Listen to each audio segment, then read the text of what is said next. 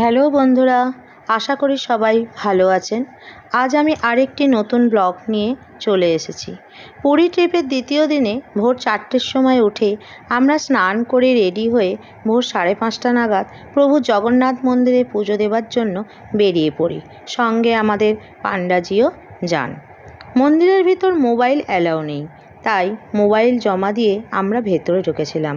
মন্দিরের ভেতর সেই কারণে কিছু দেখাতে পারলাম না, তবে আমরা প্রভু জগন্নাথের যে রান্নাঘর সেটা দেখলাম এবং 56 ভোগের যে প্রস্তুতি পর্ব সেটাও দেখলাম। কেউ একধারে নারকেল কুড়ছে, কেউ লাউ কাটছে, কেউ মূলো কাটছে, কেউ শশা কাটছে, বিভিন্ন রকম সব রান্নার সরঞ্জাম রেডি হচ্ছে।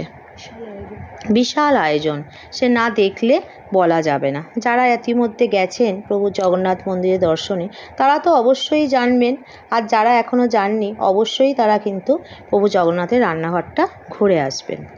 এরপর আমরা পুজো টুজো দিয়ে 8:30টার মধ্যে শেষ হয়ে গেলে আমরা মন্দির সংলগ্ন এলাকারই একটি দোকান থেকে ব্রেকফাস্ট করে নিই। ব্রেকফাস্টের মধ্যে ওখানে নানা রকমের অপশান আছে, ইডলি, সম্বার বড়া, দই বড়া, নানা রকম সাউথ ইন্ডিয়ান ফুড, পুরি, সবজি, আলুর পরোটা। আমরা তার মধ্যে পুরি সবজি খেয়ে ব্রেকফাস্ট করে নিলাম। ব্রেকফাস্ট করে হোটেলে এসে একটু রেস্ট নিই।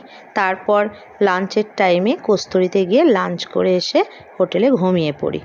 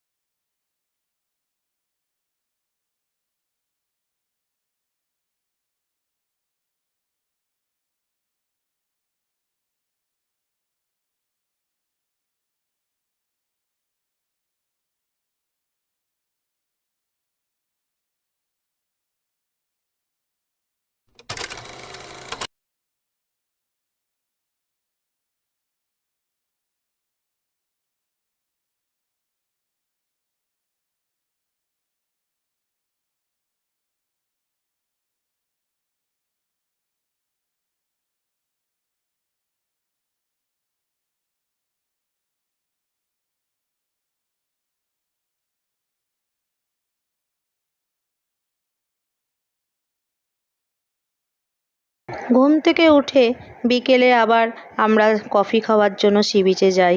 মেয়ে একটু টুকটাক সি বিচে এটা ওটা দেখে।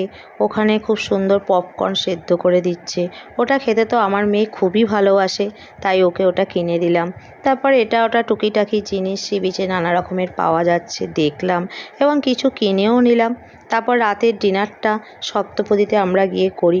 সপ্তপদীর খাবারের টেস্ট খুবই ভালো। খাবার দাবার খেয়ে আমরা হোটেলে ফিরে আসি। তোমাদের কাছে এই প্রভু জগন্নাথ মন্দির দর্শন, পুজো দেওয়ার কথা সবই শেয়ার করলাম। কেমন লাগলো কমেন্টস করে জানিও। পরের ব্লগ নিয়ে খুব তাড়াতাড়ি ফিরছি। ততদিন সবাই খুব ভালো থেকো, সুস্থ থেকো, আনন্দে থেকো। ভিডিওটি ভালো লাগলে অবশ্যই লাইক, কমেন্ট, শেয়ার করবেন। সাবস্ক্রাইব করতে যেন ভুলবেন না। Thanks for watching.